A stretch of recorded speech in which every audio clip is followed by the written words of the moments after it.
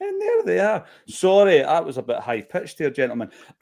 Right, I'll put on my phone voice. Welcome back to Celtic State of Mind. I'm Paul John Dykes, and today I'm delighted to be joined by John Paul Mason and Quinny. First time these guys have been on a show together, and I'm really looking forward to this. I'm guessing, Quinny, I think going by your messages, you were at the game last night. Am I right? I was at the game, yeah, and you'll hear it in my voice today as well. I can. You've got a Champions League husky voice this morning. And JP, I know you would have been there also last night enjoying every single moment of it. So it's great to get the insight from within the theatre that is Celtic Park. Yesterday, I was talking about the fact that, you know, in European football, it would be all eyes on paradise. I know it sounds almost kind of cliched, but it's something that always comes up, right? In the Champions League nights, JP, and they ask the opposing manager, Vincent Kompany, and they go back to, you know, when he was a 17-year-old playing for Anderlecht and all. And we always do that, don't we? Always look back. It feels like we've always looked back. And I think that when I was growing up as a Celtic fan, I remember due to my dad's work, we ended up in Midlothian, another move, and there was a Celtic fan in the class. And his name, if he's ever watched this, because I've not been in touch with him since these days in the 80s, was Kevin Causer. And he was like, who do you support? I was like, Celtic. All right, tell me the Lisbon Lions starting 11. Right? I was like, oh, I'm not sure. I don't know what age I was, right? 6. I think I was 6. Oh, you're not a Celtic fan then. So I went away home, got the books out and memorised it, right? Went back in the next day. I was like, Kevin, I know the team. And from that day forth, it runs off the tongue like the alphabet, doesn't it, right? But my point is, we're always looking back. We're always looking back at past European glories. But last night, there was a real sense, JP, and I'll come to you first. I know you've done a lot of European away days, for example, and a lot of disappointments involved and included in that. But there was a real sense last night, and I predicted 2-2, by the way. People thought I was off my head, that we have made progress. We're not a million miles away from it, even though I'm going to name 3 players who I thought were brilliant for Bayern Munich. Michael Olise, Harry Kane, Leroy Sané, 200 million euros, just like that, right? So that's what you're up against. But there was, for me, a bit of confidence going in. Did you feel the same? Yeah, I did. I wasn't fearing the worst. I mean, I was obviously apprehensive about it because a cursory glance at their team sheet would suggest that they were a serious level up on what we'd faced. I mean, they kind of scoosh the Bundesliga in the same way that we scoosh the Scottish Premier League. Can we call it the Scottish Liga, just to make it sound a bit sexier? You know how it's always getting tin pot and all this. That's the Scottish Liga. Yeah, let's call it that. No, well, you're right. I mean, and obviously you can go on about finances and the expenditure and everything else, but it was kind of strange when I was thinking about it on the way home. I had a very long bus journey home. I managed to get on the bus right outside Celtic Park, where it took me about, I think, an hour and 20 minutes to get home. Did the München coaches overtake you? No. It was just when you get on the bus at that time, you've got all the pedestrian traffic from the game to deal with, and people just walk in the road. So fair enough. But yeah, I was thinking in the bus journey home that I've seen us play Bayern Munich in 3 different decades. Oh, I love that. I absolutely love that. But it also made me feel very old. The 2000s, the 10s, and the 20s. Yeah, that's tremendous. Wild. And I did do the away trip to Munich last time, which was a really, really good trip. One of the best. I know the result didn't go our way, obviously, but it is a great trip, and anybody going out there next week, and thankfully we are going out there next week, because that was a worry for a wee while. They'll have a great time, as I did in Birmingham of all places. I didn't envisage getting to see Celtic Aston Villa, but I did. And talking about your voice being hoarse, Quinny, I would not have been able to speak the day after that. If I'd have been able to be on the podcast the next day after Aston Villa, I had no voice. I met Mark Keane, son of John Keane, right, in the Birmingham New Street station in the morning, and because he was affiliated with the Heriot Watt Celtic Supporters Club, and he came over and said all right, and then I was like, I could be he was gutting himself laughing. So I resorted to kind of a mixture of squeaks and sign language to get through the conversation. But it was really good to see him and offered my condolences on his loss because, I mean, unsung hero, isn't he? 100%. 100%. I mean, if anybody doesn't know what John Keane did, then just have a read of his obituary and you'll know. But yeah. JP, I've just noticed on here, guys, and I'm going to have to, before somebody else mentions it, right? Did anybody used to like the Mighty Bush when it was out? Quinny, was that your kind of bag? Yeah. I didn't mind a wee bit of the Mighty Bush. I thought it was a wee bit overrated, but I didn't mind it. I agree. I agree that it was overrated.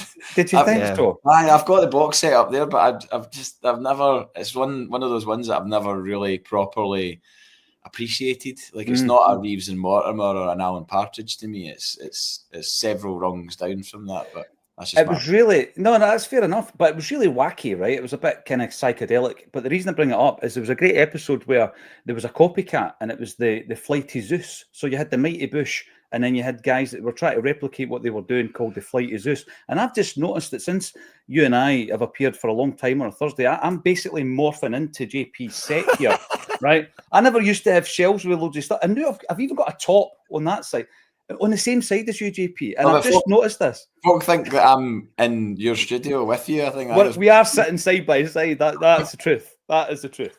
We're both facing forward. Oh, dear me. I just wanted to put it out there before someone else did. So in terms of the atmosphere, Quinny, were you the same going into this? You know, there was an expectation. I think that's what I'm getting at. There was an expectation last night, whereas in the past, sometimes it's almost like you're making up the numbers. You know, you're getting papped out, and it might actually get a wee bit embarrassing. I never felt like that last night going into the game. How were you feeling? I was definitely on the optimistic side of the scale for sure. Like I think with the knockout games we've had in the past, like I was a wee bit optimistic for Milan. I think when we got Juve, it was kind of like, oh, you know, it's probably not going to go too well. But I think with last night, like, yeah, there was definitely a wee bit of optimism in the air. I did my best to spread a wee bit of that around if I could. But yeah, there was definitely that because of Leipzig, because of Atalanta, and really like, you know, with the coverage Bayern were getting before this game, like, they did have some injuries. They're kind of on, they're not on the ropes, but they're not vintage, you know, they're not like, you know, treble winning and all that kind of stuff. So there was that kind of little, you had a reason to give in to your optimism, I think, before the match, you know, rather than the normal pessimism. Dyson was back in the team and, you know, like, you know, there was reasons to like, let's go for it tonight. Let's have it. Somebody did say in the comment section earlier that I'm like a third wheel on a Valentine's show. And after you mentioned that thing with the background, I definitely feel like I'm in the style here now. Get yourself to IKEA, mate. Honestly, it only takes 20 minutes to build them, right? Brilliant. You were talking, I know, Quinny, you're a bit of a student of the game beyond the world of Celtic, and you create content to that effect. And I tuned in, I've got to say, on Transfer Deadline night. I really enjoyed your transfer show. It was brilliant. Keeping us up to date with everything that was happening, not just at Celtic. But in terms of the quality then, you're saying they're not a vintage kind of team, but I was watching that Bayern Munich team thinking to myself that there were players in there who were world class. There were world class players in that team. And like, you know, seeing it in full technical, or Harry Kane, a player who 2 or 3 days ago I was speaking about, not really having a great liking for him, but appreciating the fact that he was an unbelievable goal scorer, an incredible player. And I was looking at the way that he would like drop right back, sometimes as far back to the halfway line, pick the ball up, had the time to turn, the awareness, the spatial awareness, and then pick out passes and create attacks. Quinny, I mean, it was a sensational performance by him. And I thought Trusty did really well, as did Alistair Johnson, in trying to pacify the fact that, you know, he was such a dangerous focal point for the Bayern Munich team. Yet, I don't think he ran the show, if you like. You know, I thought Johnston will come to the second goal, but Johnson did really well, but so did Trusty. The amount of tackles in the box, headers in the box by Trusty, but also on the other side by Johnston. It was a phenomenal display by Kane, but similarly by the Celtic defence, other than the 2 moments we're going to talk about. Yeah, when I say it's not like that they're not vintage, it's like that they're clearly still like the top 5 teams in Europe or whatever, the competition. But like you seen last night, like that defence, especially with Kim not playing, it was Eric Dyer, like there was mistakes that could have been gotten out of that. In the midfield, as much as I'm like a huge Goretzka fan, Kimmich is obviously world class. Like they're kind of like off peak at the moment, you know, the fact, or maybe Kimmich has still got a wee bit to go. And the front three, like you mentioned earlier, like 200 million, like again, they're all high quality. But I think like when you look at the Bayern team from before that won trebles and all the rest of it, like the full starting 11 was like, incredible. Whereas with Bayern now, it's like bits and pieces. And then other guys like Leimer playing right back, he's a centre mid. They had another right back on the bench, he never came on. Guerrero is a left back, but can kind of play everywhere. So it was just one of those ones where, let's say, they're still scary, they're still big and powerful, but it's not like, playing Real Madrid a few years ago, or even the last time we played Bayern, where it was, all the, Robins and Ribery's and that kind of level of player. Yeah, I was looking on that bench and they were wearing like Adidas Bayern Munich onesies. I don't know if you noticed that. I was thinking, I want one of them. They're cracking for the game. A very passionate and noisy travelling support as well, JP, but it leads us on to our own support. What a Tifo. That was sensational, wasn't it? It really was. I mean, they never failed to hit the spot really with the Tifos, and I obviously agree with the subsequent Tifos as well that were left up so that they would be shown on TV as well. Probably we'll get some sort of fine or ban or whatever, but we'll just do what we did the last time and match it and probably double it and give it to charities concerned with Palestine. But yeah, the crowds they had a big part to play, as was discussed beforehand. The patience levels as well had to be there, because you got to have some cognizance of the fact that we're playing Bayern Munich and not.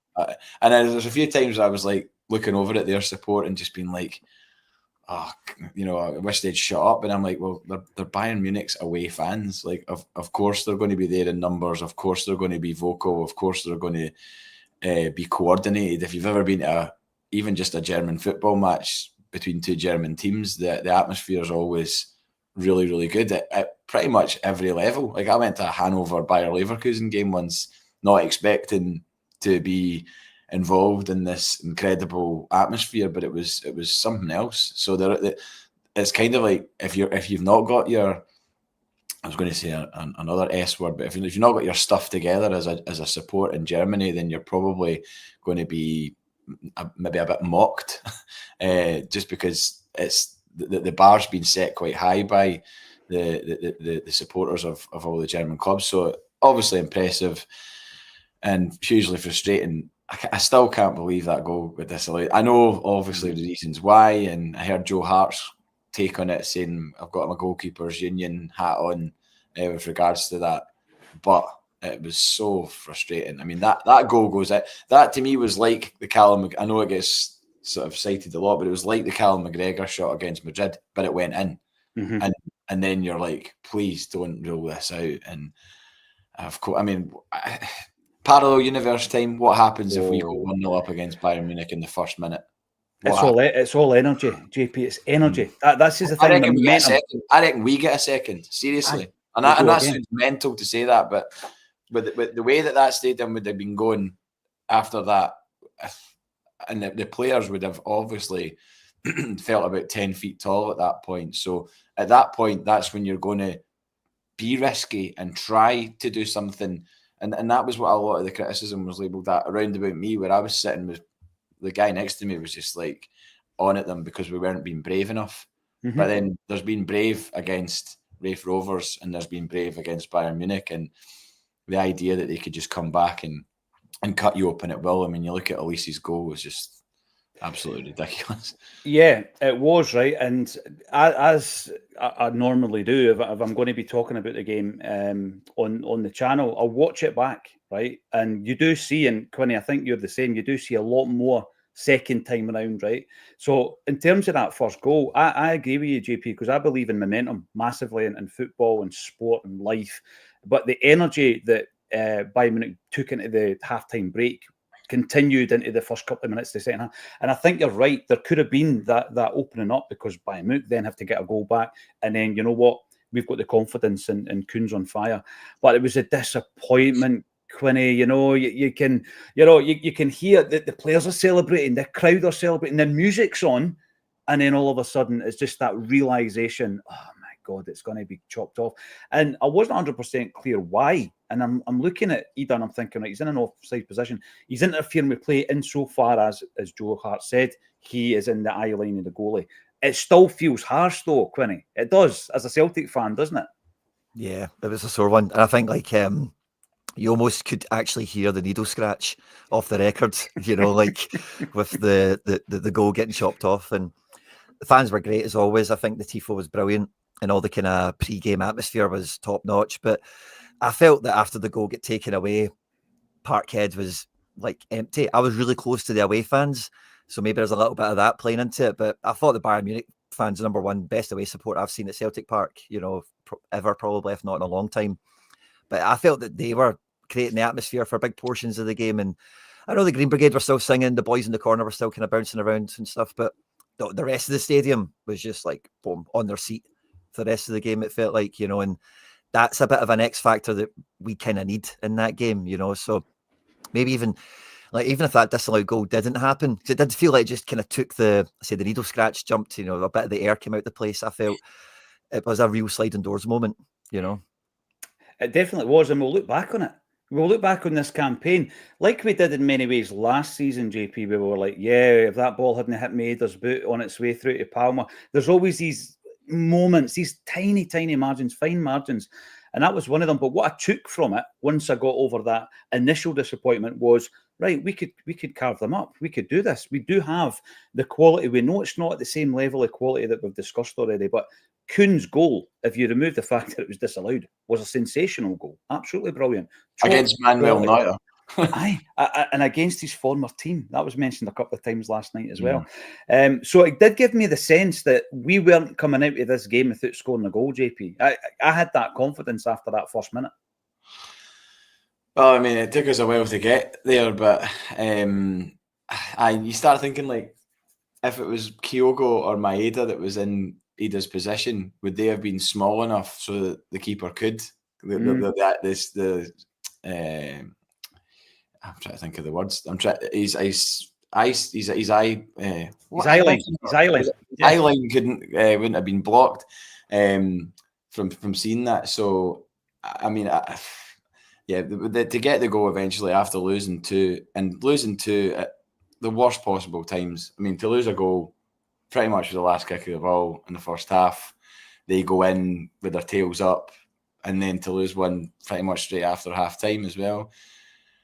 You did fear in the same way as I feared that Aston Villa are doing, but then we should learn to trust this team because they've shown this season that they can face adversity, as they did in Italy against Atalanta. By the way, some score last night between Bruges and Atalanta.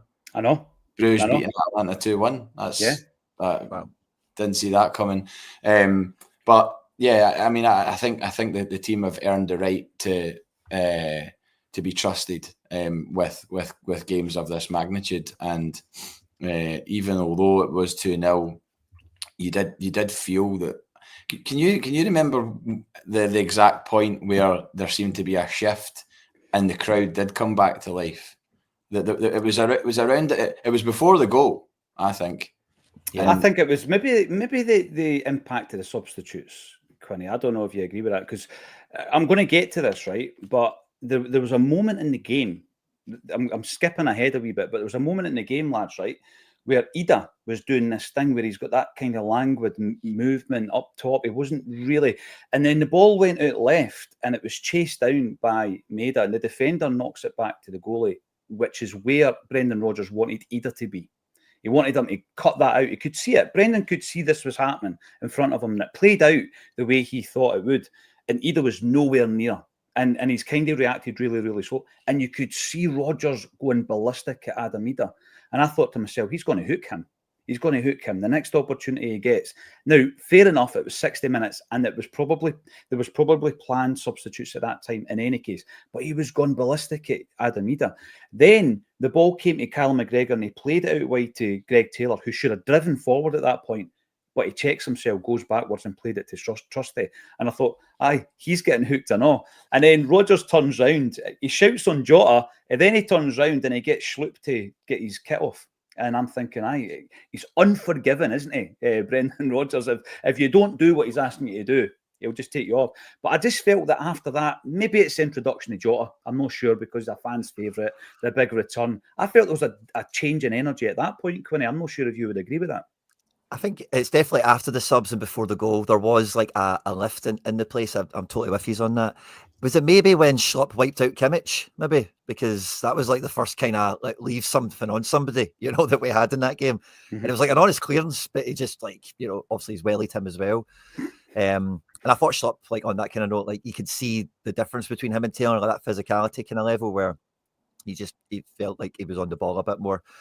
Kind of thing. But yeah, as you were saying that, I thought, I don't know when that happened, but I'm thinking, was it maybe Schlupp wiping out Kimmich was maybe a wee bit of that, we are so fickle as football fans. If it was that, I just smash them and then that gives us the energy. Now, right, I'm going to qualify this before I get into it. The first thing I'm going to say is the opening goal by Bayern Munich was world class. Now, we've already spoken about some of the players that were on that part last night being world class. And you look at Elise's finish, it was tremendous, right? So the first thing I'm going to say is that. Secondly, this is not an opportunity for me to pinpoint one player and have a dig at them. But watching it again this morning, JP, I'm just going to give you my observations and you can agree or disagree with me, right? So what happens is, I remember at the time it happened, thinking that Maida had sliced the ball out the park, right into the fans. But when I watched it back today, Greg Taylor gets the ball. There are 44 minutes on the clock. And you'll remember there was no injury time in the first half, right? It was blown virtually on 45. 44 minutes on the clock, Greg Taylor gets the ball. Now, he gets the ball after we've done that thing, when we do the horseshoe. So it's Carter Vickers back to Schmeichel, went to Trusty, and he plays Greg Taylor on the left-hand side. Taylor's got plenty of time on the ball. On the right-hand side is Engels, who has come to him, and he's in acres of space. Easy pass. Keep possession. Probably knock it back to Trusty if you want to, right? And you've got Maida right on the touchline, and the boy's breathing down his neck. And he passes it to Maida. And before it gets to Maida, it goes out the park. So Taylor played the ball out the park. We don't get the ball back. We don't get the ball back in the first half, right? So 51 seconds later, Bayern Munich scored the goal. Now, as I said before, it's a world-class finish as far as I'm concerned. However, twice in the first 15 minutes, Elise made that move, cut inside, skint Greg Taylor and took a shot. And you think to yourself, right, you need to learn. That's the first 15 minutes. You've been off the hook here. But he didn't. And the third time he did it, he scores the goal. It's almost like he was getting his sights first twice, JP. So I'm not about blame and all this kind of stuff. But when I see a goal against Celtic, I'm thinking, how could that be prevented? Well, you keep possession, right? And also you learn for the first 15 minutes where Elise has absolutely skint you, came inside and taken a shot. And it was his MO last night. He done it a third time and he scored the goal. So for me, if we're looking to improve at this level, JP, that is one of the things I would highlight. That particular player, that position. I think if there is a post-match debrief today at Lennoxtown, I would not be in any way surprised that is pointed out to Greg Taylor and the rest of them. Like whether that's in front of the rest of the squad or whether it's individually or whatever. But I mean, he did put the ball out of play more than once with that attempt to play the ball down the line. Now, obviously, you know what he's trying to do, but you can't get that wrong, and especially with the firepower that they've got to give them a throw in our half because you put the ball out of play because you can't complete a 10 or 20 yard pass or whatever. And obviously, it goes without saying that Brendan Rodgers said last night, he was like, yeah, I've just said to them in there, if there's one player you can't leave unmarked at the back post, it's Harry Kane. Mm-hmm. By the way, Harry Kane, who to me is like, I don't know, he seems like this sort of guy that's been in an office for like 30 years and he's just always got like employee of the month, like totally boring guy, and then like gets his gold Rolex on the way out the door, and it's like, oh, Harry, good old Harry, yeah. Mr. Consistency, yeah. Absolutely no patter at all, but Mr. Consistency. And boring as hell, but always there. Always there. And just, Harry's employee of the month again. Shock. And I don't like the guy. I think that's probably apparent. he's got nothing for me apart from being a really good footballer. What a player! And right, here's the name drop of the day, lads. Sorry in advance, apologies. But sometimes you bump into folk at the football, and I'm walking out, and it's wee Gordon Stratton, right? So I went up and spoke to him. He was like, "I'll tell you what, you guys are so lucky that you get to watch world class footballers at Celtic Park." He goes, "Not only are you playing in the Champions League, you're watching the creme de la creme." And I said to him, I was like, Harry Kane, the way he comes into the halfway area of the park, picks the ball, he goes, he can just do whatever he wants. That was Gordon Stratton. And sometimes it's as simple as that. He can do whatever he wants. And I thought to myself, you're right, he can. And we have got players, right, of top quality, or we've got players of top quality in our sphere where we're playing. But then you come up against that and you're just thinking it's like they've got a cheat code, Quinny. You know, it's just they're faster, they're stronger. I mean, Sané running with a ball. Have you ever seen the speed of a player? It's unbelievable, right? But to get a player like that, unless you develop them yourself, you're paid, 80 million or 95 million in Harry Kane's case. It's frightening. So with all that, taking all that into account, it's incredible that we are talking today about fine margins, actually taking something from this game last night. Yeah, it was super tight. I think like the whole match was tight. No one really let themselves down. I know Taylor's catching a lot of flack, and I think like looking at the goal back, like he's just got his. I don't know why he thinks Elise is going to take the line, because like you say, he's cut in a few times, and that's where Taylor's position is like Elise is going to go down the line, and as soon as Elise comes inside, Taylor needs to like turn around like the wrong way, and when he does that, Elise's just got like a 5-yard radius around him just to, set and hit. I thought up to that point, I thought Taylor was having a pretty good first half. I know he'd lost the possession a few times or whatever, but in these matches, I'm expecting Taylor to be roasted, on the regular. And that didn't really happen, for the most part. He wasn't like completely drowning out there. But when that happened, you just felt like, oh, Taylor, you've done it again, man. You've just gave everyone a rod to stick up your back there, and that'll be the end. Because it's totally avoidable, like be a wee bit tighter, slightly different positioning of the feet.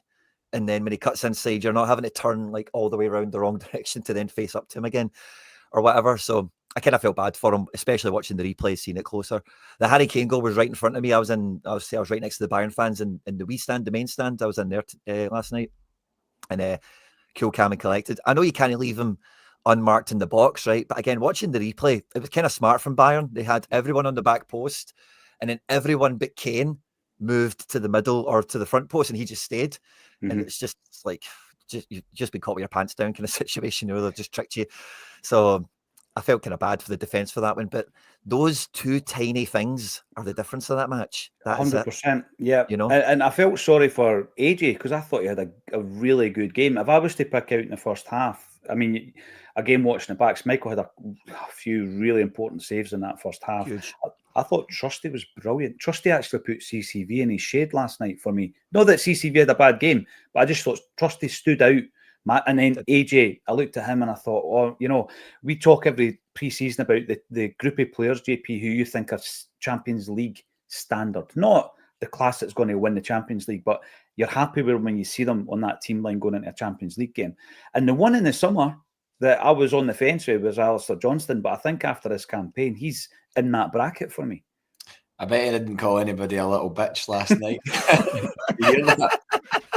You've got to laugh. I know you've got to laugh because you can imagine it. You can almost hear it. You can almost hear him saying it as well. I highly doubt he was going to have called, I don't know, Kimmich or Musiala and be like, stay down, you little bitch. So funny. But no, I thought Johnson nearly scored as well. What a great was save. That Yang that laid him on there, by the way? It was, wasn't it? Might have been, yeah. It was right in front of me at my We'll end. get to him. We'll get to Yang. We'll hold our hands up on Yang. Oh, come on. But mate, he can do it again. He can do it against anybody. Bayern Munich, Wraith Rovers, just give him a ball. Just give him a ball.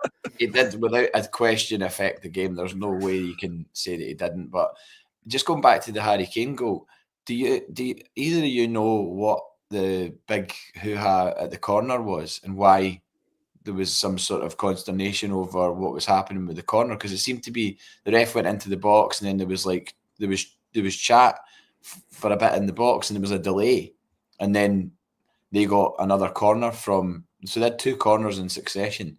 So I would be interested if they mentioned anything on the TV about that as to what that was. Remember, Trusty was doing as well. Trusty turned his ankle or his knee. And I think that created one of the delays, JP. I'm not sure if that's the one you mean, but in that couple of corners leading to the goal, Trusty was on the deck, and Scalesy actually got the tracksuit top, and it was like he was going to take it off and start warming up. Is that what it was? Because the referee went into the box, and there just seemed to be just this delay to the game, and I don't really know what it was. Whether there was question marks over whether it was a corner, but VAR can intervene. If the linesman decides it's a corner or the ref says it's a corner, VAR doesn't intervene with that. One of them was absolutely on the fence as to whether or not Carter Vickers put it out or not. By the way, I mean it's tiny margins at this point. But you're right. We got nothing like that last night. Like every throw in or corner that could have went against us did. The linesman was in front of me, so like the one on the same side of the pitch as the dugouts. He gave everything for them, like any 50-50, 60. It was just Vickers got annoyed by it. Everyone, it was No, but I think that's maybe what it was, JP. Trusty, it looked as though he might have had to come off, and it was his knee that he might have twisted. But then, see that movement that Quinny's talking about where they all move forward. Honestly, I'm looking at Johnson thinking, you're in no man's land, mate. And he ended up teaming up with Trusty. And you're thinking, Kane's just standing there waiting. He smells blood. He's waiting for it. Great finish, by the way. And at that point, again, I'm going to bring this up, right? At that point, you're thinking to yourself, do we crumble? Do we crumble? We've seen it in Europe so many times.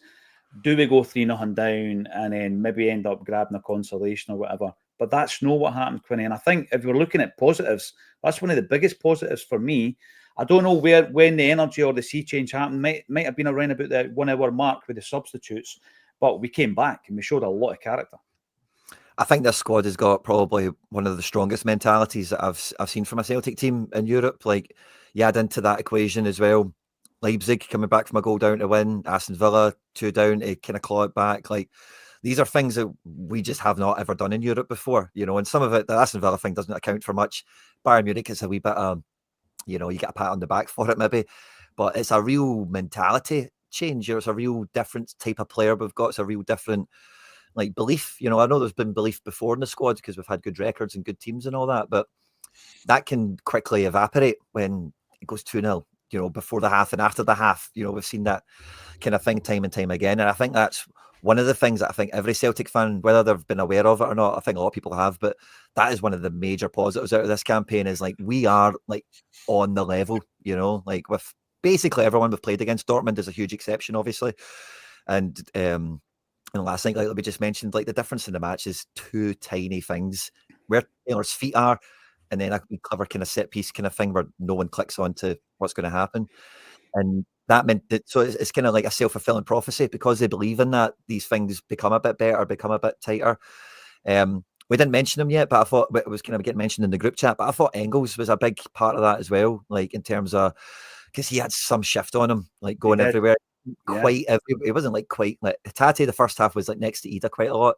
Didn't quite see Engels be that kind of free roaming, but he was everywhere, and he didn't give anything away to anyone. I don't think. Yeah, some passes weren't great or whatever, but that ability that they've all got just to kind of ignore the scoreline and just get back on task. It's a huge thing that, hopefully we can exercise those ghosts that we're all kind of living with, and maybe next season we don't quite have as much of those nerves in the back of our head if we lose a goal or something. Yeah, no, that's you're right. That is a good point, because that is in the back of your mind as someone who's gone through the ringer with Celtic over the last 30 odd years, is that you do have that kind of, oh God, here we go again. Please don't do this. I've sat there and watched this get tonked off Barcelona at home, Paris Saint-Germain, Real Madrid to an extent, although it didn't feel as bad as those ones. But yeah, you're right. I think Brendan Rodgers has done exactly what he said he wanted to do when he came in the door. And I heard someone say, I think it was probably while I was indulging in another team's podcasts in the last few days, and why would I have done that? Why would I have done that? Was that a Queen's Park podcast? No, but one of them said none of them wanted Rodgers back when he came back, and I'm like, hold on a minute, that's not the case at all. There was definitely an element of the support who were maybe not exactly enamoured by it, but I think as soon as his feet were under the table in that first press conference, everyone was behind him and was like, right, well, he's back here. This is wild that he's actually back. We've got a Premier League manager. I mean, I really, really hope that he stays beyond next season, because I just don't like the idea of us having to go back to square one. There isn't really any obvious candidates in my head, and the progress that he's shown in this first 18 months or whatever, you wonder what it would be like after another 18 months. I know that's just we always get greedy when it comes to players and managers, and be like, oh well, if Ange could only have stayed another season, and see what we could have done in the Champions League, and that wasn't to be. But Brendan Rodgers is still a relatively young manager. It's not as if he's surely in a hurry to get back to England. Certainly from the sound bites, it doesn't seem that way. Some folk have suggested Saudi. I don't think there's any chance in the world Brendan Rodgers goes to Saudi. No chance. I just don't see it. Well, he doesn't need the money, that's for sure. The thing is, with Brendan, he does like the money. He does like it. He likes the dollar. I see him as an international boss. I really, taking an international job. I think that maybe not yet. There's maybe some club football for him yet. But see, the big thing for me is that, and we've said this so many times on a Celtic State of Mind, and it feels as though we are building towards focusing on Europe and getting good enough for the Champions League. And then what will happen invariably, and as long as you've got a big enough squad, your domestic football will look after itself and you'll win doubles and trebles because you are looking at a higher level. But the one thing that concerns me with that, JP, is the lifespan of a Celtic manager these days. The modern Celtic manager, you're probably talking 3 years on average. And you do hope that he's here for the duration, because you feel as though you're building. And I wouldn't even want Ange to walk in on this, because it would just be tear it up and start again so we can win games 5-3 and all that kind of stuff. And it wouldn't feel as though we were actually building something. I mean, you've mentioned Engels, right? And I said it this morning, 21 years of age, his first Champions League campaign. And yeah, fair enough, there was probably 3 or 4 stray passes, Quinny, but, he was so aware of, as you say, the fact that, we weren't going to go to sleep, we weren't going to hide. He was always shown for the ball. There was a few brilliant moves, and he was orchestrating it. For me, he was the best midfielder for us on the park. And of course, there was that shout for the penalty, right? So you're saying there, we got nothing. You don't actually know what's happened at the time, and then you watch it back a million times since. And again, I'm going to go back to the goal that was chopped off. I can understand the explanation. I thought Sean Conley on the post-match last night, which I listened to in the motor, explained it brilliantly. He really did. From a referee's perspective, Sean explained it brilliantly. But you still feel like hard done by Quinny when you watch it back, because he stamped Kenny on the ankle. But the ball's been won before it.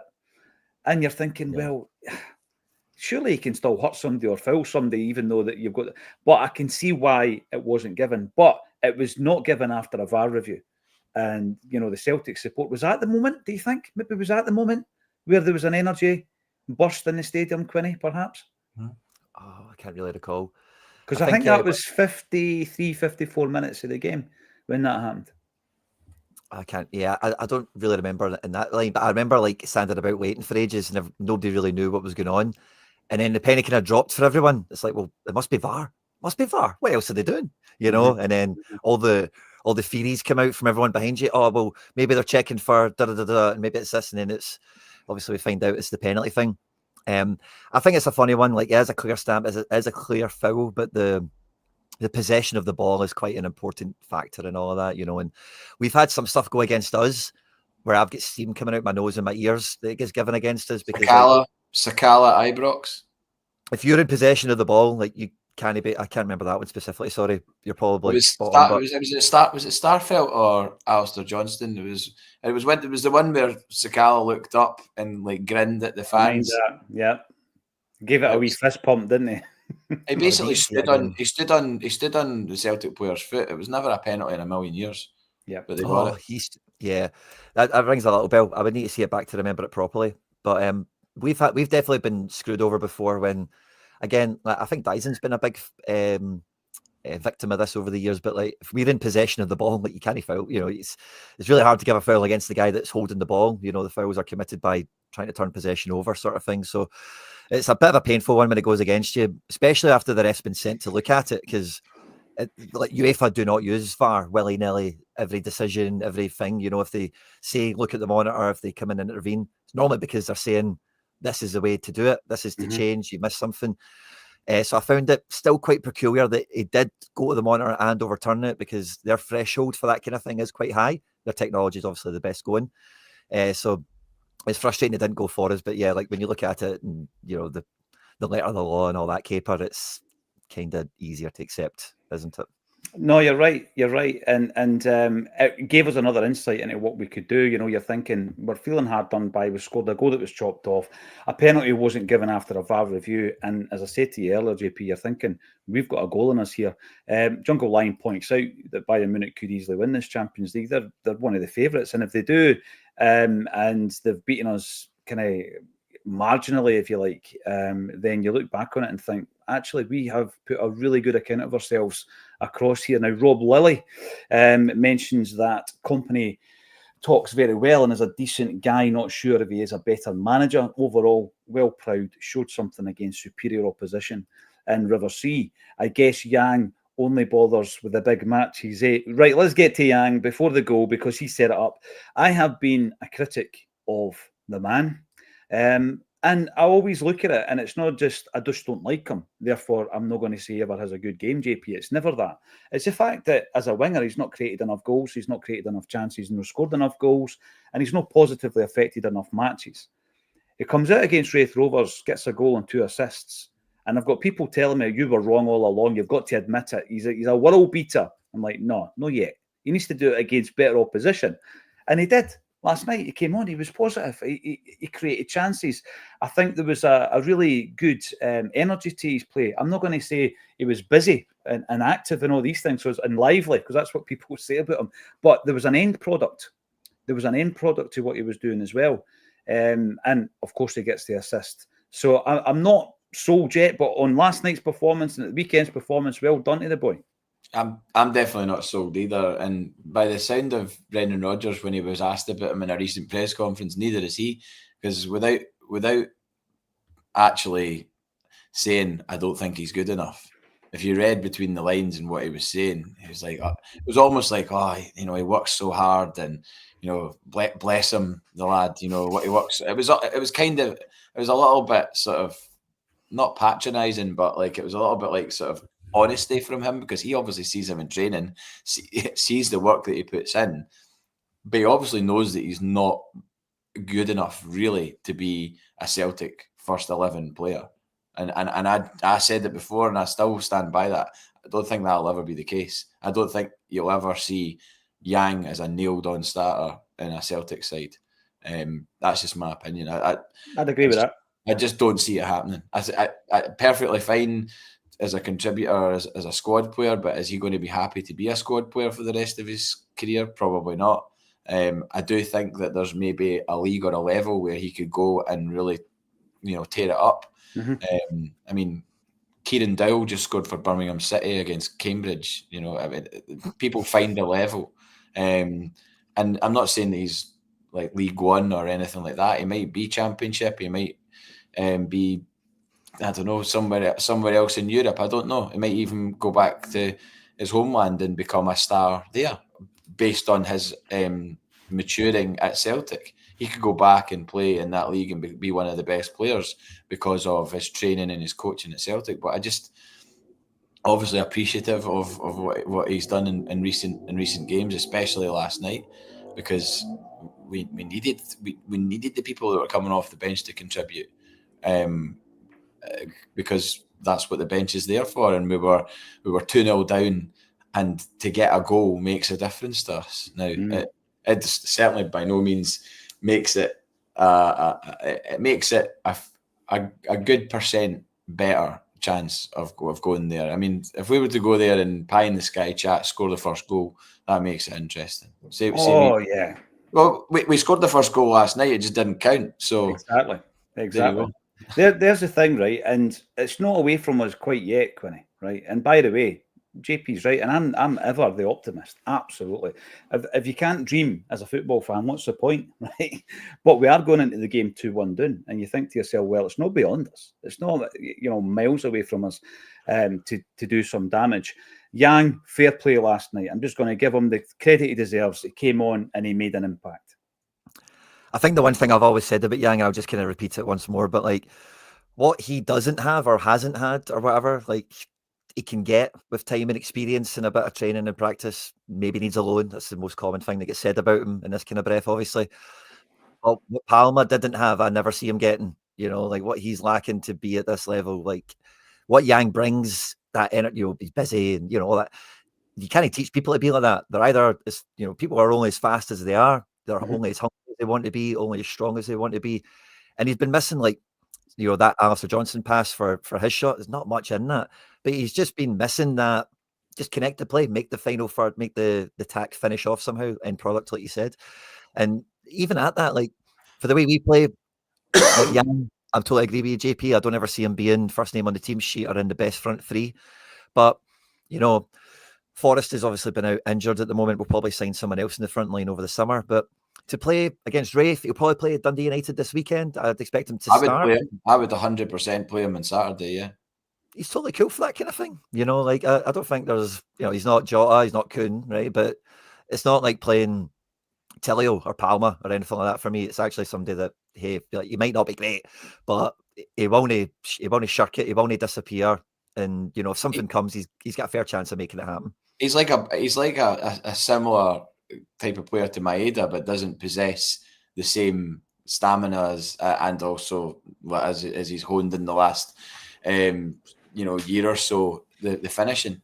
So you see that effort and ability, you see that effort and attempt to get involved in the game.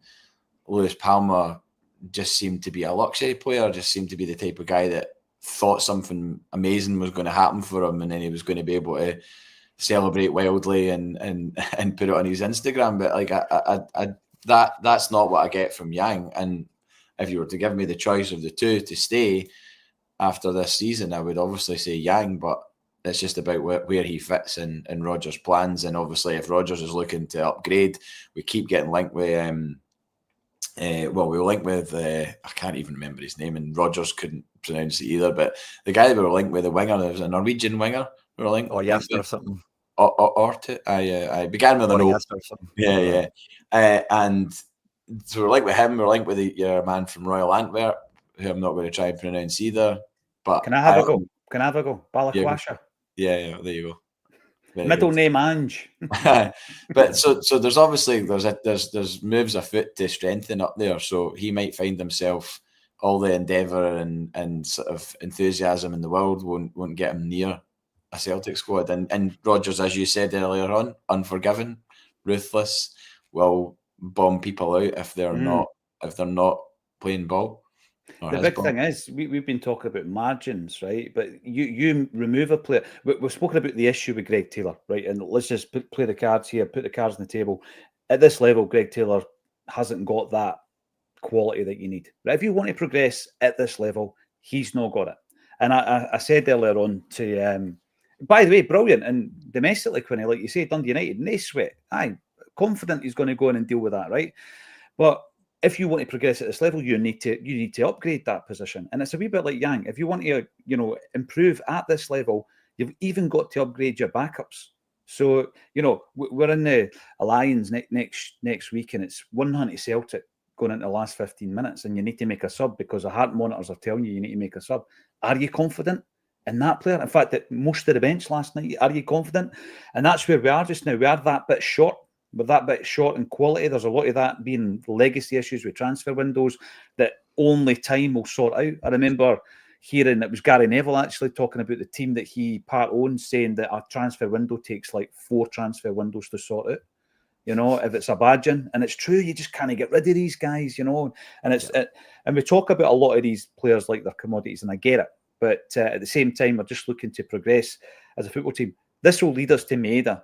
Before we talk about Maeda, I'm going to bring some comments up. Thanks everybody for getting involved. David Boyle, you're in and you're watching on YouTube. Last night showed us that we can compete at the top level. However, it's their superior athleticism that beats us. I think, talking about progression and developing players, I think Engels, right, has got enough progression in him, Quinny, to take him to that level of athleticism that we saw last night. He's got all the raw minerals, you know, and you're thinking to yourself, he's only 21, and maybe in 2 years' time, he could get up and push up to that level.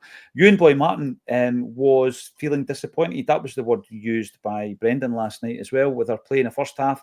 And we showed in the last 20 odd minutes how good we can be when we have the right amount of aggression and fight. And that wee bit of added extra belief, I think, as well, thrown in there. Paddy Lavery says Kyogo was invisible last night. The reason I'm bringing that up is to ask you the question, Quinny, right? Because all the chat around January, the transfer window, the disappointments, etc., etc., etc. Had we got that level of left back we were talking about, now we know the level we're talking about, Kieran Tierney, right? Because he was mentioned in the financials. He will be here in the summer. And had we got one of the strikers that Rodgers had tried to sign, does it make a difference last night? I think we win that match, to be honest with you. Like, if I could do a shameless plug, I've got my kind of analysis on Celtic State here coming out probably kind of after this show. I think it's set for. But I think like the board certainly seemed to recoil when the Bayern Munich draw came out, thinking, oh, well, we don't need to spend money to help lose against Bayern. But I think like if you put Tierney into that, the first goal doesn't happen for me. The rest of the play, who knows, right? How much of a difference Tierney makes. But it was clear as day when Dyson went up to the front, the difference the front line had, the amount of mistakes that could have been bought out of that back line was massive. And we only really had a shot at it for the last 15 minutes rather than the full 90. I think I put in the chat, like, if we had Kyogo, even just at that, we'd have probably scored another goal or two, because from the minute one, we would have had him up there, but they still had Dyson, because you can't. Part of the thing is, if you did take Dyson from the beginning and play him centre forward, the left wing situation wouldn't have been as tight as Dyson made it for us defensively in the first half. I thought he was really good at keeping it back there. So without that replacement Kyogo and without that left back, I think that's as good a result as you're probably likely going to get on the balance of it. But had we done that, I think we win that game, personally. It's interesting because that dominated our conversations for weeks, JP, and now we're at that bit where the game has happened. It was a lot tighter than I think a lot of people expected, maybe including the board. You know, they're just there to, you know. And the Bundesliga website, who gave us no hope. And apparently they backtracked on that this morning with their comments on the game, because they obviously were forced to tell it like it was, and it wasn't the hammering that they were sort of signalling that it was going to be. But on Engels, briefly, to me, he didn't get wee-guyed last night. I've seen him get wee-guyed quite a lot, even in Scottish games, and he didn't get wee-guyed last night, and that's against Bayern Munich. The Tierney thing is a bit frustrating that we wouldn't get him in for these games. We can't affect that now. The striker thing, unfortunate that we've lost Kyogo for a game of that magnitude, because you want to have your best weapons available, and he was without a doubt a very, very good weapon to have. He's proved he can score at any level. The key thing now is, what do we do on Tuesday? Like, do we just play the same side?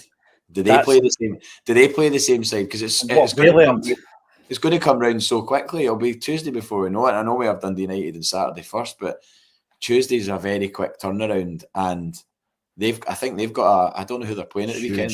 They're playing Leverkusen first versus second. Huge is game. It? Right. So they're obviously going to play a strong team in that. We don't really need to play a strong team against Dundee United, if you're being honest. We could potentially rest quite a lot of people ahead of Tuesday. But, I mean, does Rodgers have something up his sleeve? The clamour last night was obviously, right, get Maeda through the middle and put Ida on the bench and play Jota and Kun on each side, which obviously when you've got the sort of you've got the fact that Maeda scored that goal, and obviously you've got a guy in Maeda who goes into the middle and then scores a goal, so you've got proof that we can score a goal against Bayern Munich. So therefore, and that wasn't even Dyson doing Dyson things, that was just a header from a corner. But to set him loose on them, and if the defence is still, because I looked through their results before this game and they conceded quite a lot of goals. Like I wasn't overly surprised that we managed to score last night. I wish we'd got a second, but I think that was why Rodgers was so frustrated with Ida. Like Quinny says, right, if we had pressed them a lot earlier in the game as well, Quinny, a lot higher, then we would have got they would have made mistakes. We would have forced them into passes, etc. Like that one I referenced that Brendan was losing his mind about. Maeda does the closing down and he does just kind of like jogging about until it's too late. And then it gives them the time to then regroup and then find another point of attack and all these things, right? But you're forcing them into making mistakes. And we didn't do enough of that. I actually think this weekend we'll play Jota a full 90 minutes. No matter what happens, he's going to get a full game under his belt and he'll start against Bayern Munich. I really do. And the thing is, I mean, I don't know if you've seen this, but Ida, we can read too much into it at times. He storms up the tunnel. You know, Greg Taylor gets his trachea and goes into the dugout, gets all his high fives for the 20 people in the dugout, which annoys Roy Keane. Next thing they're doing at the overlap, you can ask him about that. Somebody's actually mentioned in here. Here we go. David Boyle, well done, Quinny, on the overlap. I'll tell you something, Quinny, right? See, when you're in that situation where you're in a set, there's directors and producers and loads of people behind the cameras, and you've got Scholesy and Carragher on the couch. To be able to actually put yourself across the way you did was tremendous, mate. Seriously. I appreciate that. Thanks a lot. Did you see it?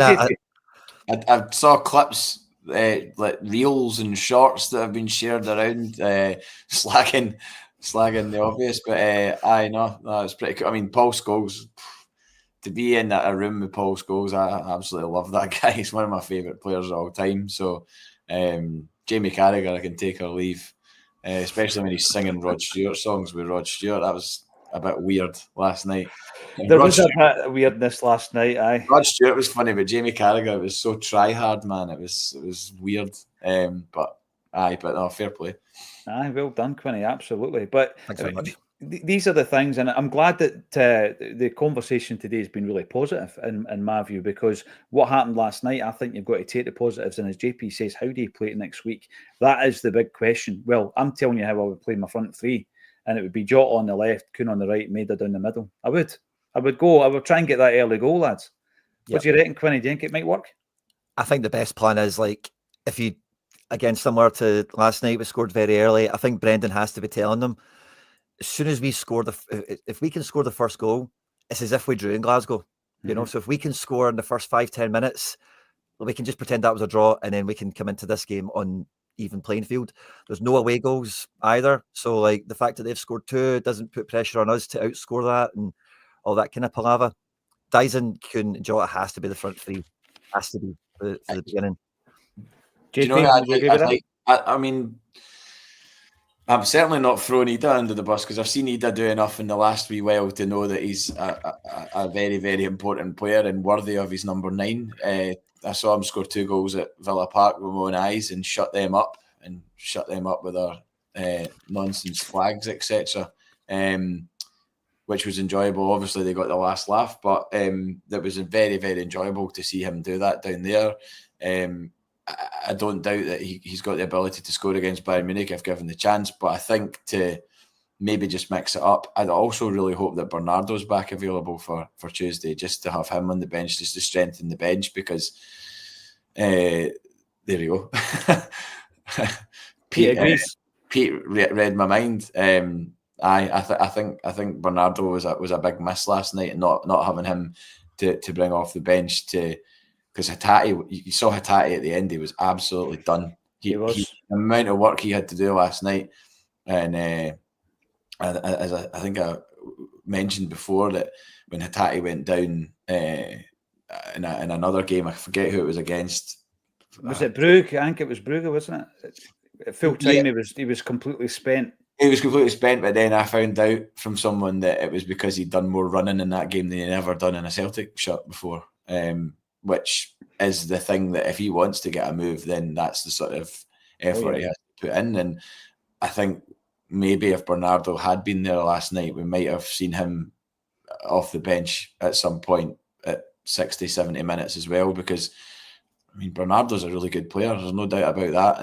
And just to have a stronger bench, because if we're going to start Jota, then we're weakening the bench straight away by starting Jota, because we don't have him to bring on. We've got Ida to bring on, which is a different prospect. But yeah, it's hugely exciting to have that. It's hugely exciting to still be in it. You know, to not be, you know, fair enough. We're well aware of what Bayern Munich could potentially do to us on Tuesday, and no one's ignoring that glaring, obvious fact, but the fact that we're still in it, and it gives us something to cling on to, and it just shows the progression, like I said, of the team, like throughout those 8 games in the league stage. And these games, if we are to exit at this point in the competition, I don't think anybody can really look back and go, that was a terrible Champions League campaign. There's a few what ifs in there, the Dynamo Zagreb away game, and maybe I don't even, the Bruges at home. Bruges showed last night that they're not a bad side. They beat Atlanta 2-1. So going into the campaign, that was the game that me and a lot of other Celtic fans were saying we can win that. But when you watch it back, remember Carter Vickers scores a freak own goal. As well, in that's one of the what ifs, isn't it? You're thinking that doesn't happen in 100 games. That doesn't happen, and it happened that night. A big shout out, actually. We're talking about next week and the fact that Celtic fans will travel. After the game, I spoke to Hilly. Hilly was over from Ireland, and he travels with the St Margaret's CSC out of County Meath. And they go to every game home and away. And I love this about our Irish fan base, right? Or anybody travelling from outside of Glasgow, right? Just the commitment. So he was saying, I got up at 4 o'clock this morning, come to the game. I'll be getting up at 6 o'clock tomorrow morning to get home. He goes, we'll do it all again at the weekend. And I'm just looking at him, JP, thinking, they're Celtic fans and then they're Celtic fans. You know what I mean? It's unbelievable, the commitment. On that note, I need to give a shout out to Paul Hayes and his son Dara, who I met in Birmingham in O'Neill's pub, I think it was. They'd left Wexford at 6 o'clock in the morning to come to Birmingham without a ticket. Dara got a home end ticket in the end, and I think Paul made do with the pub. But no, it was good to meet them because they're fans of the show, and it was nice to say hello. I love it. I love speaking to people who know what Acsom is. It's just incredible, right? It's humbling, right? There's a couple of other things I want to mention before we wrap up. It's been tremendous to speak to JP and Quinny today. Quinny obviously is ordering IKEA shelving for next week. Sergio T, how hilarious is it, lads, that people think that they can give us a hard time about last night having been pumped by Queen's Park at the weekend. Honestly, Twitter is a funny wee place at times, it really is. But also, it's a toxic place. And I want to give a big shout out to Liam McGrandles. Liam has performed at a few of our live events and will be doing so again in the future. One of the best guys I've ever met in the world of Celtic. You know how, JP, you meet people through the football, supporters buses, being at games, away days, live events, whatever it might be. Acsom, meet a lot of people through a Celtic State of Mind. Liam's one of the best, humble, down-to-earth people I've ever met. And he was a guy that was thrown an opportunity, and he spoke about it recently on This Is Acsom. He recorded a session for us in the early days at the toll booth in Stirling, which, go and check it out. It's on the YouTube channel. It's phenomenal. The guy is superb, and he deserves all the great things that happened to him. But I was saddened to see, if not surprised, to see the flack that he got before the game. And looking at it, I'm thinking to myself, it's no fair, right? That's the first thing I'm going to say. Just basic stuff. It's just no fair to treat somebody like that. Online, offline, they wouldn't say it if they met him. But, we've got this group of people, and it's not, I'm not saying Celtic fans, just in society now, who think it's all right to say whatever they want using their device. And we're in a scenario where if you are trying to do anything, be that a content creator, you could be somebody walking about live on TikTok earning money. Fair play to you. Bash on. It's a legitimate career choice these days. You might be somebody who's a musician, JP. You know how difficult that is in this day and age, post-COVID, where the record industry still hasn't caught up for Napster, never mind anything else, right? Out there doing your thing. That's all Liam's doing. He's just doing his thing.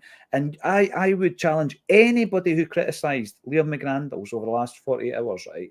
If you were asked to appear on Celtic Park's hallowed turf to do anything, would you honestly knock it back? No, you wouldn't. Absolutely no chance. It's the stuff dreams are made of.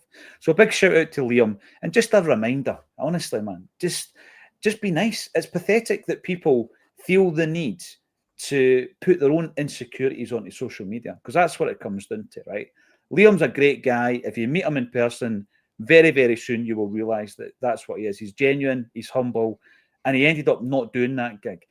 That's his job. That's what pays his bills and feeds his kids. That's the saddest thing that he actually made the call himself to not do it. Yeah. Because of that, I mean, there's a place for someone to sing before the games, just as the same as there's a place for songs to be played over the tannoy. It doesn't have to be like entirely one or entirely one or the other. It's just, and then for that to be kind of kangaroo court, oh, that's you, you're not welcome or whatever, and it's just like, come on, man, like that's kind of odd behavior, especially to like actually jump on that. It's like anything online. Whenever something happens, it's just like an immediate kind of poisonous. The poisonous people come out of where they've been under and contribute, and then go back and retreat, and you never hear from them again until something else happens in a year or two's time. And yeah. What you'll find though,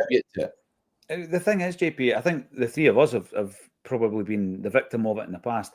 But what I've come to learn is that the people who do it wouldn't dare put themselves out there, either as a musician or content creator or anything. They just wouldn't do it. They don't have the bravery. They don't have the skill, the creative flair. They don't have the talent, whatever it is, right? Because Liam McGrandles plays a guitar and sings at the same time. I couldn't imagine how difficult that is, right? And does it in front of a huge audience.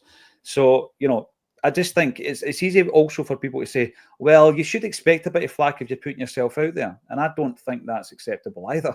You know, fair enough, if you're the prime minister of a country, then you're going to get a bit of flack, right? Or the manager of a football club will get some flack. But somebody just doing their thing, I just think we get over that. We need to be especially when he's good. It's not as if he's not good. I know. Yeah. Exactly. I remember the days when we had a Cher lookalike coming out singing at halftime. I mean, it's not quite that kind of level, right? I'm sure that was Hampden or the season after it, maybe the season before it. Quinny, what's your thoughts on it? We just all need to, I don't know, self-manage that, self-police that kind of thing. I didn't really know about anything about it until his statement came out yesterday, the day before yesterday or whatever, but I've been in the Prawn Sandwich Brigade enough times over the last couple of years, which is the Lisbon Lions, you know, the what's it called, number 7 or whatever, and that's where he stands, is like right in front of that section. And I remember the first time I seen him out there, I've seen him a few times, like, I thought it was brilliant, you know, because sometimes, like, yeah, the Green Brigade and the boys kind of run the orchestra, kind of call the shots or whatever, but pre-match or, you know, halftime, did they do halftime? I don't remember. They don't always sing. And sometimes, you know, especially if you're coming out of that place and you've been getting 3 pints fed to you for a couple of hours, you know, having a guy playing the guitar, getting the tunes going, like, it's Celtic. I thought we loved folk music and all this jazz, you know. What I would say, right, the final thing, I always look for solutions, right? The final thing I would say on the matter is this. I've seen Rianne Downey getting stick for it as well, JP, last season before, when she did You'll Never Walk Alone. And it's like, right, I'll tell you what then, see that clover that's outside the stadium on the Celtic Way that just sits there with a couple of benches on it? Build a bandstand. I imagine going up to the game yesterday and McGrandles is on there, Liam's on there, chanting away. It would have been brilliant. Everybody would have been buzzing at that. So maybe the club needs to review the setup of it. But big shout out to Liam. He's a very, very good guy, one of the good guys. And we've been talking about European progression. Someone who knows all about that because he played in a European final for Celtic is the big man, big Johan Mjällby. I'll be sharing a stage with him 2 weeks tonight, actually, at Gracie's, 27th of February, 2025, £15 a skull. Come along and say hello. Ticket link is underneath the video. All that's left for me to say, JP and Quinny, thanks for joining me on a Celtic State of Mind. Cheers, Paul. Hey, well.